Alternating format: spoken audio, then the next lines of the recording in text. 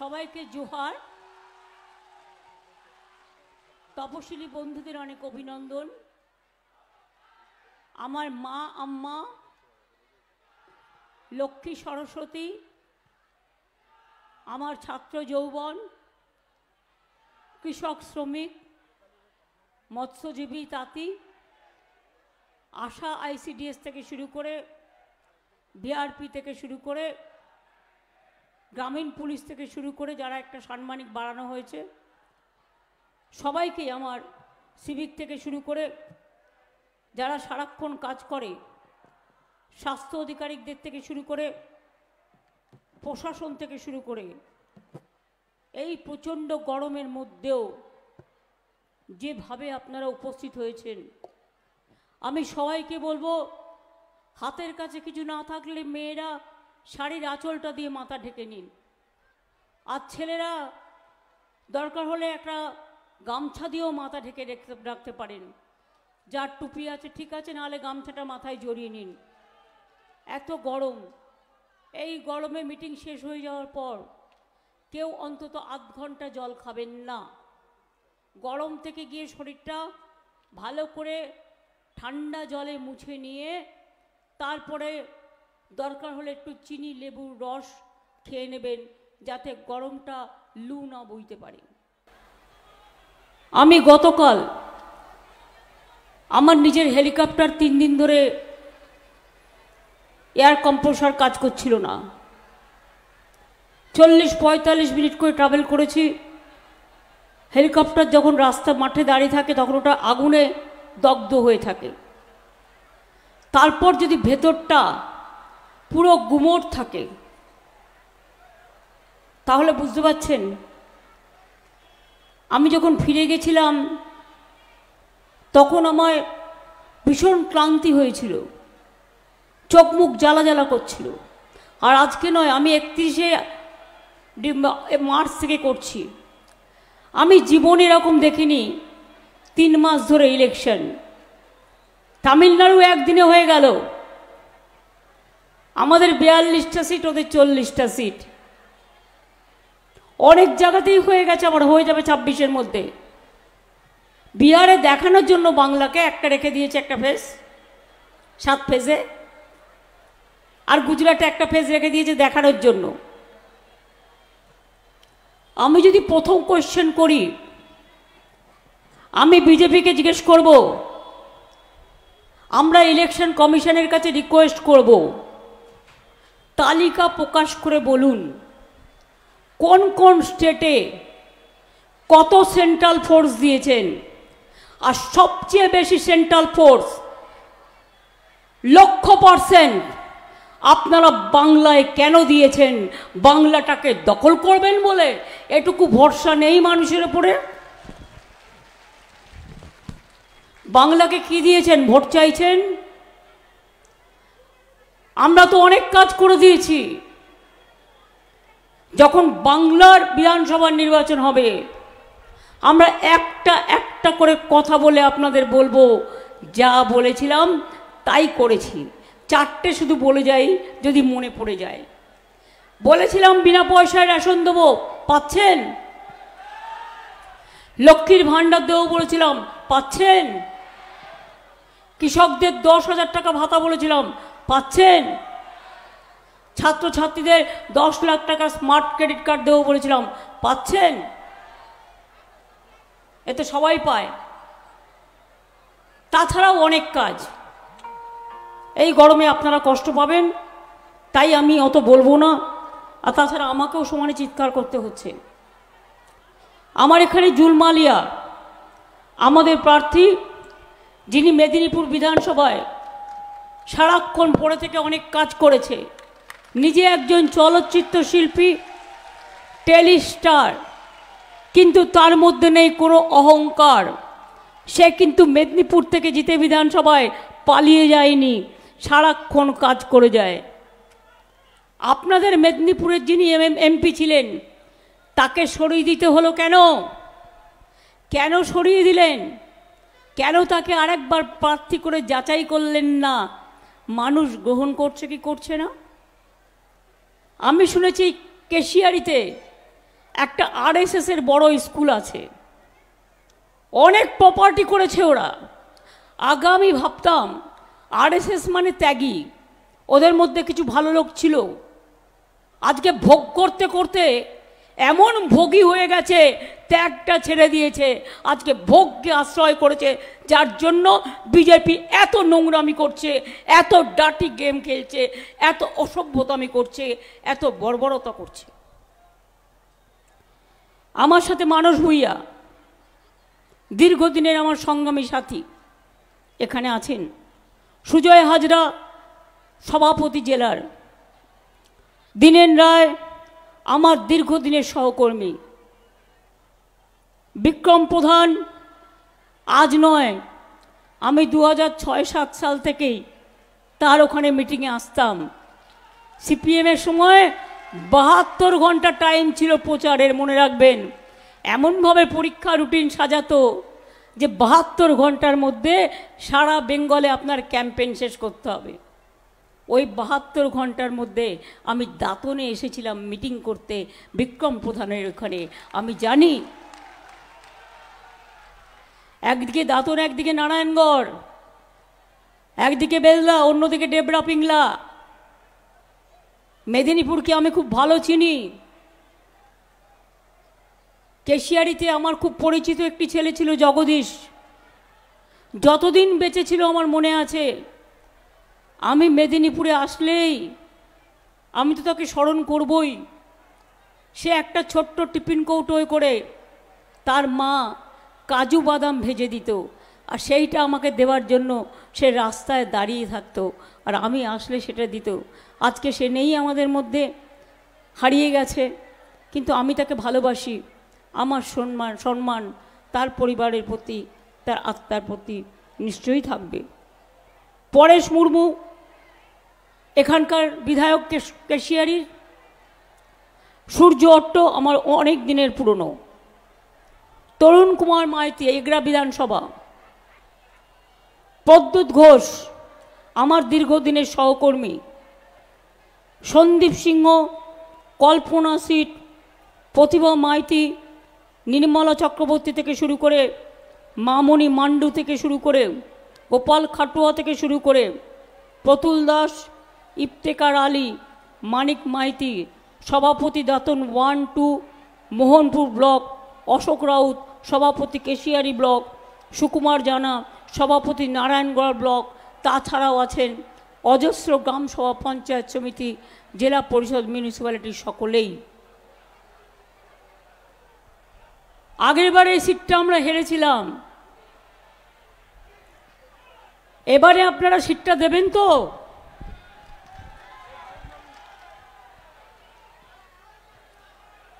BJP মিথ্যে কথা বলে বেড়াচ্ছে, বলছে ওরা নাকি বিনা পয়সায় রেশন দেয়। এবার আপনাদের কাছে আমি একটা হিসেব বলি, কোভিডের সময় 6 মাস দিয়েছিল, তারপর বিনা পয়সায় রেশন দিতে আমাদের সরকারিভাবে এই গত 2 বছরে খরচা হয়েছে 21-এর পরে 18,000 কোটি টাকা, আর যে 12,000 কোটি টাকা সেন্ট্রাল শেয়ারের দেওয়া কথা ছিল সেটা দেয়নি। অর্থাৎ টোটাল রেশনটাই আমাদের টাকায় আমরা দিচ্ছি, বিনা পয়সায় দিচ্ছি এবং দিয়ে যাব।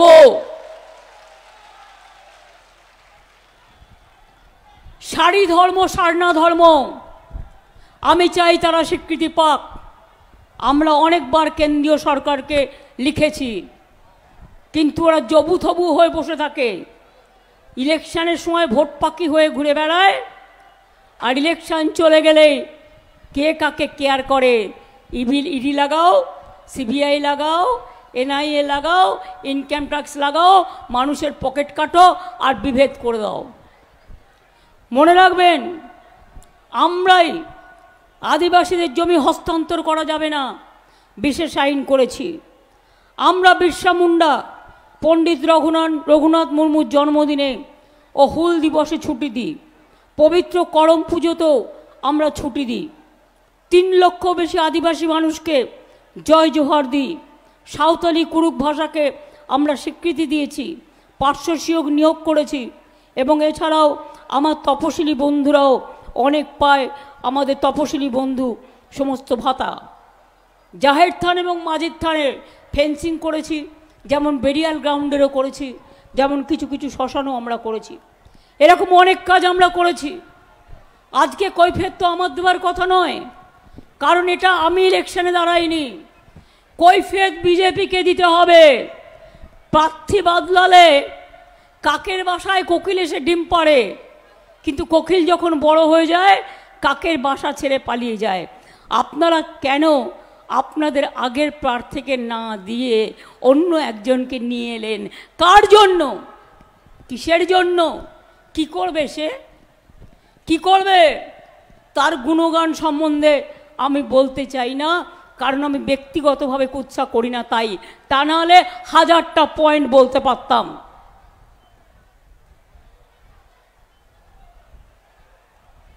একশো দিনের কাজের টাকা বন্ধ করেছে কে? দিল্লি কেন্দ্রীয় সরকার। 1 মাস ধরে জব কার্ড হোল্ডাররা কাজ করেছে রৌদ্রে ঝড়ে জলে, তারপর 3 বছর তাদের টাকা দেয়নি। আমরা অনেক বললাম, বলে দিচ্ছে আন্দাজে তৃণমূল চোর হ্যায়। আমি বলি অলি গলি মে চোর হ্যায়, বিজেপি চোর হ্যায়, বিজেপি পকেট মার হ্যায়, বিজেপি লুটেরা হ্যায়। 350 টিম পাঠিয়েছিলে বাংলায়। আর আবাস যোজনা নিয়ে আর 100 দিনের কাজের ব্যাপারে অনেক টিম এসছে। এজি রিপোর্ট সহ আমি চ্যালেঞ্জ করে বলছি, যদি তোমার মনে হয় তৃণমূল দুর্নীতি করেছে, তৃণমূলের সরকার, যাও উত্তরপ্রদেশের রেকর্ড কার্ড বের করো, বিহারের বের করো, মহারাষ্ট্রের বের করো, আর বাংলার বের করো। আমরা দেখিয়ে দেবো কারা চোর, কারা ডাকাত, কারা লুটেরা, কারা মাফিয়া। 100 দিনের কাজের লোকেদের নিয়ে আমাদের সব এমএলএরা, মন্ত্রীরা, অভিষেকরা সবাই মিলে, এমপিরা গেল দিল্লিতে। তাদের একটা খুদে মন্ত্রী, চুনোপুটিও নয়, অ্যাপয়েন্টমেন্ট দিয়েও অ্যাপয়েন্টমেন্ট দিল না, পালিয়ে গেল পেছনের গেট থেকে। তারপরে আমি গিয়ে প্রধানমন্ত্রীকে 3 বার দেখা করলাম। বলল অফিসার টু অফিসার মিটিং হোগা, তাও করে দিলাম পরপর 3 বার, কিচ্ছু হলো না। বিজেপির লোকেদের কেন ভোট দেবেন? ওরা ডাইরেক্ট বলছে, দেখে নিন, বাংলাকে টাকা দেবেন না, কেন্দ্রকে বলছে যেন নিজেদের পকেটের টাকা, আমাদের টাকা নিয়ে যাচ্ছ, আমাদের টাকা দেবে না। বলছে বাংলা রাস্তায় টাকা দেবে না, বাংলায় 100 দিনের কাজের টাকা দেবে না, বাংলায় আবাস যোজনার টাকায় দেবে না, বাংলা রেশনে টাকা দেবে না। সাধু পুরুষের দলদের জিজ্ঞেস করুন, যারা বাংলাকে এত অপমান করে, এত অসম্মান করে, তাদের যদি টাকা না দেয়, গরিব মানুষ যদি তার প্রাপ্য না পায়, আপনারা তাদের ছেড়ে দেবেন? ওরা 100 দিনের কাজের টাকা বন্ধ করেছে। ওরা কৃষকদের ভাতে মেরেছে। হরিয়ানার কৃষকরা গেছিল আন্দোলন করতে, তাদের রাস্তা কেটে দিয়েছে। মনে রাখবেন, যারা 100 দিনের কাজের টাকা বন্ধ করে দিয়েছে, আবাস বন্ধ করে দিয়েছে, রাস্তার টাকা বন্ধ করে দিয়েছে, রেশনের টাকা বন্ধ করে দিয়েছে, এবার ভোটে ভালো করে জোড়া ফুলে ভোট দিয়ে ওদের পুরো দিল্লিতে সরকার আসাটাকে বন্ধ করতে হবে। এক একটা সিট অনেক গুরুত্বপূর্ণ, মনে রাখবেন। 100 দিনের কাজের টাকা আমরা দিয়েছি। দিয়েছি কি দিইনি? দিয়েছি কি দিইনি? দিয়েছি কি দিইনি? দিয়েছি কি দিইনি? আবাস যোজনায় 11 লক্ষ গরিব মানুষের বাড়ির লিস্ট দিলাম, একটার বিরুদ্ধেও কোনো কমপ্লেন পাইনি। তা সত্ত্বেও বলল দেঙ্গে দেঙ্গে দেঙ্গে দেঙ্গে বলতে বলতে ইলেকশন পার হয়ে গেল। বুঝুন, এখন বলছে বিজেপি কল সেন্টার থেকে ফোন করছি, তোমরা আবার নতুন করে নাম লেখাও। কোনো নাম লেখার দরকার নেই, নামের লিস্ট আমাদের কাছে আছে। ডিসেম্বর মাসে আপনারা প্রথম কিস্তি পাবেন, এই 11 লক্ষ টাকার বাড়ির যাদের আছে। আর দ্বিতীয় কিস্তি কাজ হয়ে গেলেই 3-4 মাস বাদে আবার পেয়ে যাবেন। 100 দিনের কাজ আমরা ভিক্ষে চাইব না, আমরা ইতিমধ্যেই কর্মশ্রী প্রকল্প চালু করে দিয়েছি। আগে যেটা 100 দিনের কাজ বলতো, এখন এটাকে আমরা কর্মশ্রী বলছি। 50 দিনের গ্যারেন্টি কাজ আপনারা পাবেন জব কার্ড হোল্ডাররা, আর 50 দিনের জায়গায় যদি কেউ 60 দিন করেন সেটাও পাবেন। আগে 100 দিনের কাজের নাম থাকলেও 30 দিনের বেশি হতো না, কোথাও 40 দিনের বেশি হতো না। আমি দেখে নিয়েছি লিস্ট, আমাকে যার জন্য রিভিউ মিটিং করতে হতো এলাকায় গিয়ে গিয়ে। আমরা কৃষকদের 10,000 টাকা ভাতা দিই, এমনকি 1 কাঠা জমি যাদের আছে তাদেরও 4,000 টাকা দিই। মৎস্যজীবী 2 মাস সমুদ্রে যেতে পারে না, তাদেরও আমরা দুবারে 5,000, 5,000, 10,000 টাকা দেব। তার কারণ তাদের ইনকামটা থাকে না। লক্ষ্মীর ভাণ্ডার আগে যারা 500 টাকা পেতেন, এখন তারা 1,000 টাকা পাচ্ছেন। তপশিলি আদিবাসীরা 1200 পাচ্ছেন। বিজেপির নেতারা কদিন আগে বলেছে লক্ষ্মীর ভাণ্ডার 3 মাস বাদে বন্ধ করে দেবো। আমি ওদের বলি, তোদের আমি আগে বন্ধ করব, তারপরে লক্ষ্মীর ভাণ্ডারের কথা চিন্তা করিস। লক্ষ্মীর ভাণ্ডার চলছে, চলবে। আর যাদের 60 বছর বয়স হয়ে যাবে সারা জীবন পাবেন, লক্ষ্মীর ভাতা বন্ধ হবে না। মাথায় রাখবেন, এটা ওদের টাকায় নয়, এটা রাজ্যবাসীর টাকায়, মায়ের টাকা, বোনের টাকা, আপনাদের আত্মসম্মানের টাকা, আপনাদের রক্ষা করার টাকা। আপনারা চান লক্ষ্মীর ভাণ্ডার চলুক, তাহলে বিজেপি ভাণ্ডারটাকে উগড়ে দিন, উপড়ে দিন।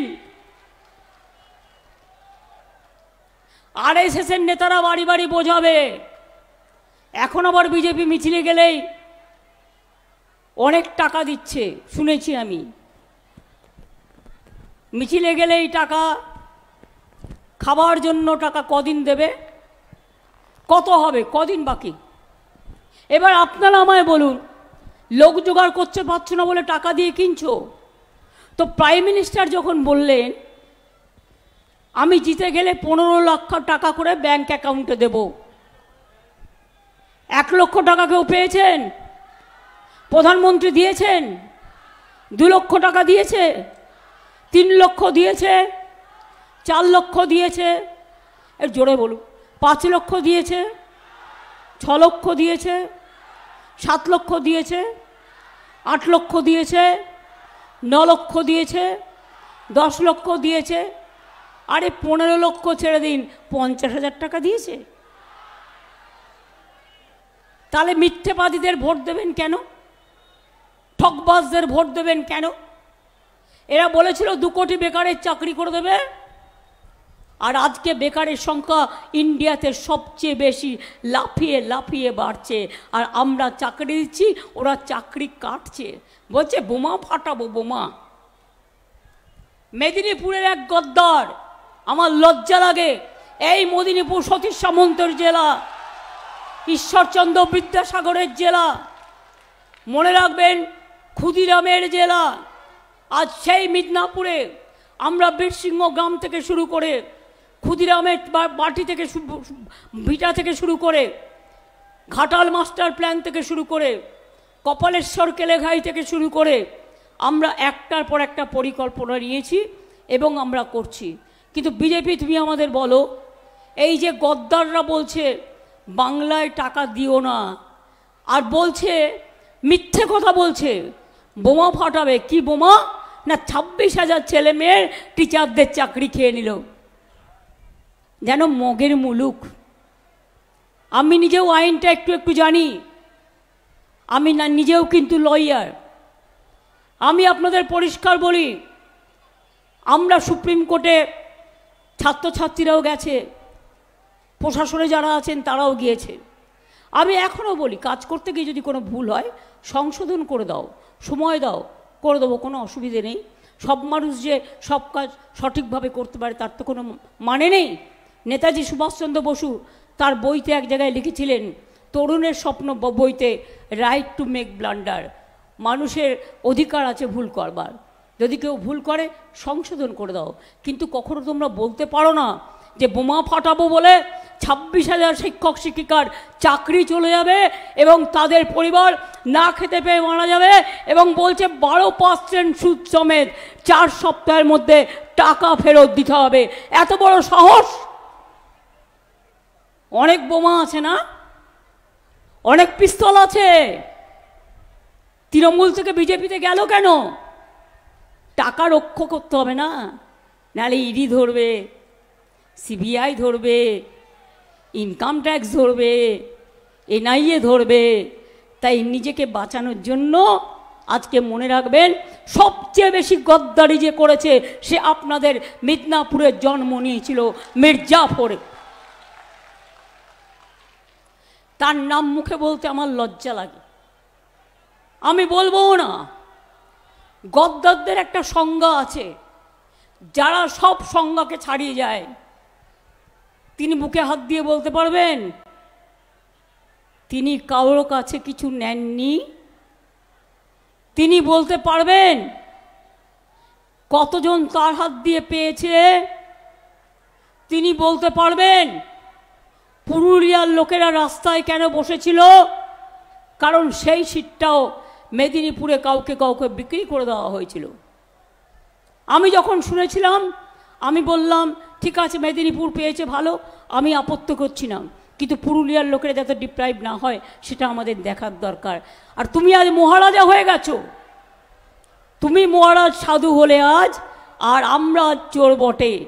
এই ইলেকশনে বুঝে নেব, লোডশেডিং করে ভোট দখল করা, গুন্ডামি করে ভোট দখল করা, টাকা দিয়ে ভোট দখল করা, লোকের চাকরি খেয়ে নেওয়া। মনে রাখবেন 26,000 ছেলে মেয়ের চাকরি খাওয়া মানে 2.5 লক্ষ, এবং এরপরে যদি আরও সবার চাকরি খায় কোথায় যাবে মানুষ?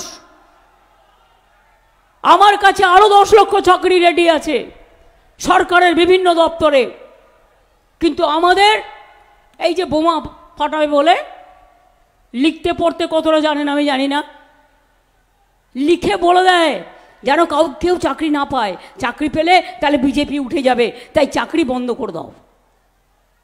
সেই জন্য আপনাদের বলছি, এবারের ভোটে চাকরি যদি বাংলায় পেতে চান বাংলার ছেলে মেয়েরা, মনে রাখবেন বাবা মা থেকে শুরু করে, ঠাকুমা ঠাকুরদাদা থেকে শুরু করে, সরকারি কর্মচারী থেকে শুরু করে, ছাত্র যৌবন থেকে শুরু করে, কেস করায় বিকাশবাবুকে দিয়ে,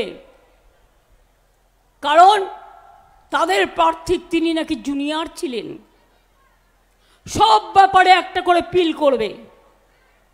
পিল বুঝতে পারছেন তো? কোর্টে অ্যাপিল করলে ওটাকে বলা হয় পিল। প্যান্টাসিড খাবে না, জেলুসিল খাবে না, কারো ভালো চোখে দেখতে পারে না। একটা পিল করলে বিজেপি করলে বেল, আর তৃণমূল করলে জেল।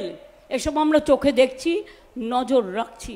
আমি বিচারপতিদের অসম্মান করি না, কিন্তু যেভাবে বিচারের রায়ে রবীন্দ্রনাথ ঠাকুরের ভাষায় বলি, গণতন্ত্র আজ নির্বিচারে কাঁদছে, গণতন্ত্রের কণ্ঠকে স্তব্ধ করে দেওয়া হয়েছে, আত্মপক্ষ সমর্থনের সুযোগ না দিয়ে এত এত মানুষের চাকরি খেয়ে নেওয়া হয়েছে। স্কুল চলবে কি করে? কে চালাবে স্কুল? শিক্ষক শিক্ষিকারা না থাকলে ছাত্রছাত্রীরা পড়াশোনা করবে কি করে? এই কোশ্চেনগুলোর কোনো উত্তর আছে? আসল কায়দাটা কি জানেন তো? এদের চাকরি বাতিল করে দিয়ে বলবে এরা যেন কেউ ভোটে কাজ করতে না পারে, আমাদের সেন্ট্রাল এজেন্সির যারা আছে তারা যেন ভোটে কাজ করে। তাই বাংলার ছেলে মেয়েদের তারা বিশ্বাস করে না। আমি ওদের বলে রাখি, ওরে সাহস থাকা ভালো, দুঃসাহস থাকা ভালো নয়। অনেক অত্যাচার করেছ, অনেক অনাচার করেছ, অনেক ব্যভিচার করেছ।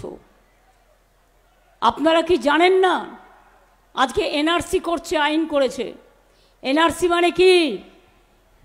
আপনাকে বাংলাদেশ থেকে বাবা মায়ের জন্ম সার্টিফিকেট নিয়ে আসতে হবে। পারবেন? আপনি ক্যাতে যেই অ্যাপ্লাই করলেন সঙ্গে সঙ্গে বিদেশি হয়ে গেলেন। 5 বছর পর তারপরে হবে কি না হবে, ওই 5 বছর আপনি আধার কার্ডও পাবেন না, প্যান কার্ডও পাবেন না, রেশনও পাবেন না, কিচ্ছু পাবেন না। আবার একটা ইউনিফর্ম সিভিল কোড করেছে, ওদের ম্যানিফেস্টোতে আছে, সেটার মর্ম অনেকে জানেন না। অর্থাৎ হিন্দুদের মধ্যেও অনেক হিন্দু কাস্ট সাবকাস্ট আছে। তপশিলীরা তাদের ধর্মচারণ করেন নিজেদের মতো, সংখ্যালঘুরা তাদের ধর্মচারণ করেন নিজেদের মতো, আদিবাসীরা তাদের ধর্মচারণ করেন নিজেদের মতো, তপশিলীরা তাদের ধর্মচারণ করেন নিজেদের মতো, হিন্দুরা তাদের ধর্মচারণ করে নিজেদের মতো। আর আজকে কোন হিন্দুত্বের কথা বলছে? রামকৃষ্ণ নয়, ঈশ্বরচন্দ্র বিদ্যাসাগর নয়, রাজা রামমোহন রায় নয়, ক্ষুদিরাম প্রফুল্ল চাকি নয়, বাবা সাহেব আম্বেদকর নয়, স্বামী বিবেকানন্দ নয়, মৌলানা আবুল কালাম আজাদ নয়, ক্ষুদিরাম নয়, প্রফুল্ল চাকি নয়। বাইরে থেকে আমদানি করে ওটাকে পাল্টে দিয়ে, ইতিহাসকে বদলে দিয়ে, জিওগ্রাফিকে বদলে দিয়ে ধর্মকে বিক্রি করবে, জাতিকে বিক্রি করবে, আপনার অধিকার কেড়ে নেবে, আর তারপর বলবে আর কোনো ইলেকশন ভারতবর্ষে হবে না, one leader one party, one nation one election, এই তো হয়ে গেছে ফর্মুলা। তাই মনে রাখবেন, প্রথম নির্বাচনে ধাক্কা খেয়ে ঘাবড়ে গেছে। 107টা সিটে যে নির্বাচন হয়েছে সেখানে বহুত জোরে ধাক্কা খেয়েছে মানুষ বলছে, এবং ধাক্কা খেয়ে ঘাবড়ে গেছে, আর ঘাবড়ে গিয়ে আরও ভুলভাল বকছে, উল্টো পাল্টা বলছে, কুচ্ছা রটাচ্ছে, অপপ্রচার করছে, চরিত্রহীন করছে, হীনতা করছে। তাই আপনাদের কাছে আমরা বলবো, এনআরসি চান? এনআরসি চান? আর একটু জোরে বলুন না। কি মা বোনেরা, ঘরে হাতাখুন্তির খেলা হয় না? একটু জোরে বলুন, এনআরসি চান? কে চান? ইউনিফর্ম সিভিল কোড চান?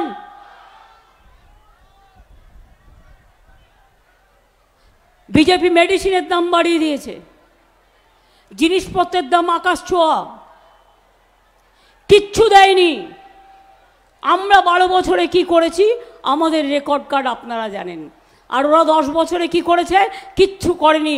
দেশটাকে ভেঙেছে, দেশটাকে টুকরো করেছে, বিভেদ লাগিয়েছে, মৃত্যু ঘটিয়েছে, দলিতদের উপর অত্যাচার করেছে, মা বোনদের সম্মান কেড়ে নিয়েছে, সবার উপর অত্যাচার করেছে। তাই মনে রাখবেন, এবারে কিন্তু আপনার ভোটটা আপনার নিজের অধিকারের ভোট। মা বোনেরা লক্ষ্মীর ভাণ্ডার চাইলে ভোটটা আপনার অধিকারের ভোট, কন্যাশ্রী চাইলে অধিকারের ভোট, রূপশ্রী চাইলে অধিকারের ভোট, ধামসা মাদল চাইলেও অধিকারের ভোট, কৃষক ভাতা চাইলে অধিকারের ভোট, মৎস্যজীবীদের ভোটটাও অধিকারের ভোট। মনে রাখবেন, অনেক কাজ আমরা করেছি, অনেক কাজ করব। এই তো খড়গপুর মেদিনীপুর টাউনের মধ্যে দিনেন আমাকে বারবার বলতো, দীর্ঘ দিন ধরে তারা জমির তাদের প্রবলেম সলভ হচ্ছিল না, করে দিয়েছি অলরেডি। হাজার হাজার মানুষ উপকৃত হয়েছে। খড়গপুরে আপনারা জানেন রেল কলোনি ভাঙতে এসছিল, আমরা ভাঙতে দিইনি, ঠিক তো? এবার আপনাদের আমি বলি, আগে মেদিনীপুরে শুধু খুন, রক্ত ঝরত, অশান্তি হতো। আজকে তো মেদিনীপুর ঠান্ডা, আজকে তো শান্ত, আজকে সবাই ভালো আছে। এই মেদিনীপুরের বিনা যুদ্ধে 1 ইঞ্চি জমিও আপনারা দেবেন না বিজেপিকে, এটা আপনাদের কাছে আমার অনুরোধ থাকলো। বিজেপির জন্ম হয়নি যখন স্বাধীনতার আন্দোলন হয়েছিল, আর আজ পিছাবনি ব্রিজ থেকে শুরু করে, মাতঙ্গিনী কলেজ থেকে শুরু করে, বিদ্যাসাগরের বীরসিংহ গ্রামের উন্নয়ন থেকে শুরু করে, ডেভেলপমেন্ট বোর্ড থেকে শুরু করে, মেডিকেল কলেজ থেকে শুরু করে, আরও কলেজ থেকে শুরু করে, পিটিটিআই থেকে শুরু করে, স্টেডিয়াম থেকে শুরু করে, আইটিআই থেকে শুরু করে, কৃষক বাজার থেকে শুরু করে, পথসাথী থেকে শুরু করে, পথশ্রী থেকে শুরু করে, সবটাই আমরা করে দিয়েছি। এবং বাদ বাকি যেগুলো বাকি আছে বেলদায় আপনারা দীর্ঘদিন আমাকে বলতেন, আমি গেলেই, আমি যখন অনেক ছোট্ট ছিলাম, আমি যখন যেতাম তখন ওদের বলতাম ওইখানে একটা ভালো দোকান আছে, খুব ভালো ডালের বড়া পাওয়া যায়, আমার জন্য একটু ডালের বড়া নিয়ে এসো তো, মুড়ি দিয়ে খাবো। সূর্যদর নিশ্চয়ই মনে আছে সে কথা। আজকে সেই বেলদা, নারায়ণগড়, কেশিয়ারি, দেবরা, পিংলা, কত সুন্দর সুন্দর রাস্তা হয়েছে, কত সুন্দর সুন্দর জিনিস হয়েছে। মিদনাপুরের ছেলেমেয়েরা কত ভালো রেজাল্ট করে। মনে রাখবেন, আমি একটা জগন্নাথ মন্দির করে দিচ্ছি দীঘাতে, পুরীর মন্দিরের সমান উচ্চতা, এবং আরও বড় করে করে দেওয়া হচ্ছে। আগামী 2 মাসের মধ্যে এটা সম্পূর্ণ হয়ে যাবে। মেদিনীপুরের গনগনি থেকে শুরু করে, খড়গপুর থেকে শুরু করে, শালবনি থেকে শুরু করে, পিংলার পটচিত্র থেকে শুরু করে, সোনারহাট থেকে শুরু করে সব কিছু করা হয়েছে। তো আগামী দিনে এই কথাগুলো আপনাদের মনে রাখবেন একটু দয়া করে। কি মা ভাই বোনেরা, খেলা হবে? মা বোনেরা বাড়িতে রান্না করেন যখন হাতা ঝেন্নার ঠোকোটুকি হয় না, খেলা হয়, ওটাও একটা খেলা। খেলা হবে, মা বোনেরা খেলা হবে, ছাত্র যৌবন খেলা হবে, শ্রমিক কৃষক খেলা হবে, ছাত্র যৌবন খেলা হবে। তাহলে মনে রাখবেন, খেলতেও হবে, লড়তেও হবে, আর জিততেও হবে। আর এগরায় যারা আছেন, আমি বলবো সবাইকে নিয়ে বসুন, সবাই মিলেমিশে কাজ করুন।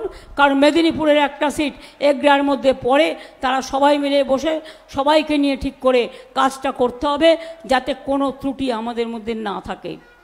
আমি এটুকু বলে যদিও ইন্দ্রনীলকে আবেদন জানাবো 4 মিনিটের জন্য আসতে। প্রখ্যাত গায়ক, এমনি ছেড়ে দিলে হবে না, কিছু তো করতে হবে। তার আগে বলি জয় হিন্দ, বন্দে মাতরম, খোদা হাফেজ, জোহার। তপশিলি বন্ধু জিন্দাবাদ। আমার ধামসামাদল, ঢাকঢোল থেকে শুরু করে, আদিবাসী নৃত্য থেকে শুরু করে সবাইকে জানাই অনেক অনেক ধন্যবাদ। যাদের জায়গা হবে না তারা এই জায়গাটায় আসুন, যাদের এতটা মঞ্চে জায়গা হবে না তাদের এই জায়গাটা দাঁড় করে দিন ডি জোনে আমাদের সাথে তারা তা পা মিলিয়ে করবেন। এদিকটা আসুন।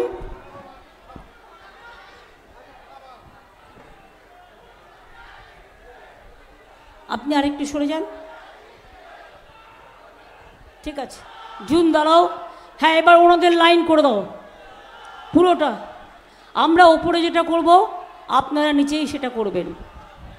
এটা হচ্ছে মেসেজ দেওয়া, আপনাদের সকলের সংস্কৃতি আমাদের প্রাণের সংস্কৃতি। আপনারা বেঁচে থাকুন, আপনারা সুস্থ থাকুন, আপনারা সমাজ সংস্কারকে আলোর বার্তা দেখান, আলোর ভোর দেখান। আমি এইটুকু বলে, আমি ধামসামাদল থেকে শুরু করে, ঢাকঢোল থেকে শুরু করে, আমি ইন্দ্রনীল সেনকে বলবো, ইন্দ্রনীল শোন, তাল ধরবে। আমরা একটু নতুন নতুন করে রোজ শিখি, আমার আদিবাসী ভাই বোনেদের কাছ থেকে, আমার তপশিলি ভাই বোনেদের কাছ থেকে, আমার সংখ্যালঘু ভাই বোনেদের কাছ থেকে, আমার সাধারণ বাঙালি ঘরের ভাই বোনেদের থেকে।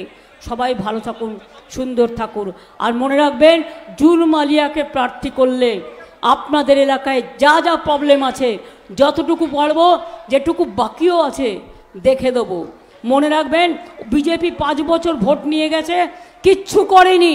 আর যে দাঁড়িয়েছে তিনি সেজে গুজে ঘুরে বেড়াবেন, কিন্তু তিনি কাজ করবে না। আর জুন মাটির মেয়ে, জুন কিন্তু কাজটা করবে। তাই আমার প্রার্থী জুন মালিয়াকে আপনাদের সকলের জন্য বলবো, জুনকে ভোট দিন, সকাল সকাল ভোট দিন।